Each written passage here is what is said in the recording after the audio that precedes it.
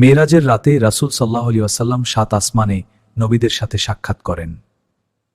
প্রথম আসমানে ছিলেন মানবজাতির পিতা হযরত আদম আলাইহিস সালাম। আদম আলাইহিস সালাম রাসূলুল্লাহ সাল্লাল্লাহু আলাইহি ওয়াসাল্লামকে স্বাগত জানান এবং দোয়া করেন, আসসালামু আলাইকা ইয়া রাসূলুল্লাহ।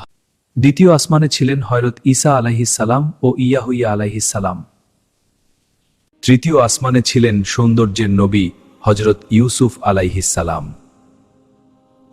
চতুর্থ আসমানে ছিলেন হযরত ইদ্রিস আলাইহিস সালাম। পঞ্চম আসমানে ছিলেন হযরত হারুন আলাইহিস সালাম।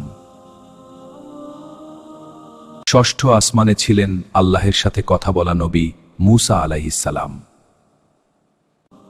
মূসা আলাইহিস সালাম উম্মতের জন্য সালাত সহজ করার পরামর্শ দেন। সপ্তম আসমানে ছিলেন হযরত ইব্রাহিম আলাইহিস সালাম। মেরাজ আমাদের শেখায় সালাতই মুমিনের সবচেয়ে বড় উপহার।